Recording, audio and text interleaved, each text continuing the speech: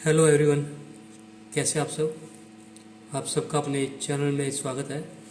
आज मैं आपको एक कहानी सुनाने जा रहा हूँ जिसका टाइटल है उम्र बढ़ाने वाला पेड़। तो कहानी कुछ इस प्रकार से है।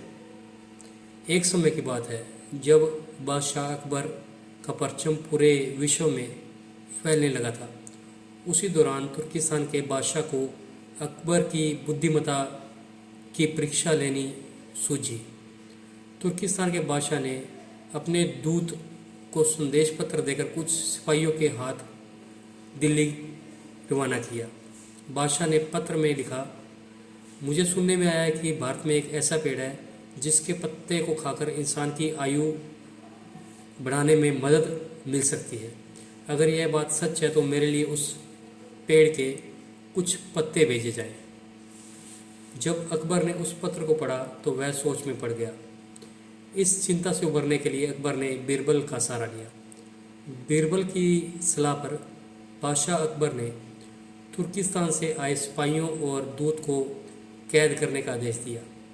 सिपाही और दूत को कैद खाने में कैद कर लिया गया और कैद खाने में कई दिन बीत जाने के बाद अकबर और बीरबल एक दिन उनसे मिलने गए।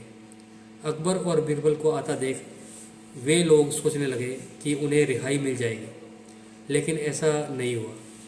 बादशाह अकबर जब उनके पास पहुंचे तो उन्होंने दूत से कहा, जब तक इस किले की एक दो ईंटें गिर नहीं जाती तब तक आप लोगों को आज़ादी नहीं मिलेगी।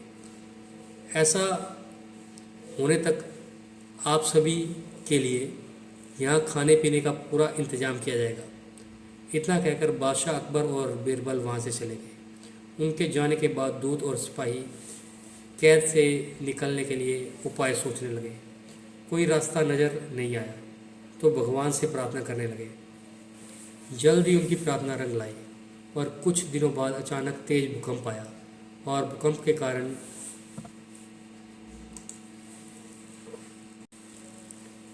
किले का एक भाग टूटकर गिर गया। यह घटना के बाद दूत ने अकबर के पास किले की दीवार गिरने की खबर भिजवाई। यह खबर सुनते ही बादशाह अकबर को अपना वादा याद आया और उन्होंने तुर्किस्तान के दूत व सिपाहियों को दरबार में प्रस्तुत होने का आदेश दिया।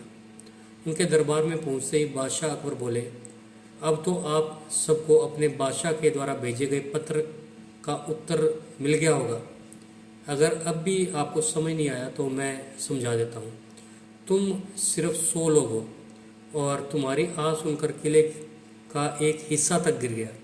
तो सोचो, जिस देश में हजारों लोगों पर अत्याचार होते हैं उस देश के बादशाह की आयु कैसे बढ़ेगी। लोगों की आस से उनका पतन तो निश्चित है ही। हमारे भारत देश में किसी भी गरीब पर अत्याचार नहीं होता। यही होता है आयुवर्धक वृक्ष। उसके कुछ दिन बाद बादशाह ने उन सभी को उनके देश भेज दिया और रास्ते में होने वाले खर्चे के लिए कुछ पैसे भी दिए। दूत ने तुर्किस्तान पहुंचकर भारत में घटित सारी बात विस्तार से बादशाह को बताई। अकबर बीरबल की बुद्धिमत्ता देखकर तुर्किस्तान के बादशाह ने दरबार में उनकी बहुत प्रशंसा की। इस कहानी से हमें सीख मिलती है कि सभी के साथ हमें प्रेम से रहना चाहिए और कमज़ोर पर अत्याचार नहीं करना चाहिए। आपको भी अगर ये कहानी पसंद आई तो वीडियो को लाइक कीजिए, शेयर कीजिए और चैनल को सब्सक्राइब कीजिए। बेल वाला बटन ज़रूर दबा दें ताकि हम ऐसी कोई और कहानी डालें तो उसकी नोटिफिकेशन आपको मिल जाए। Thank you.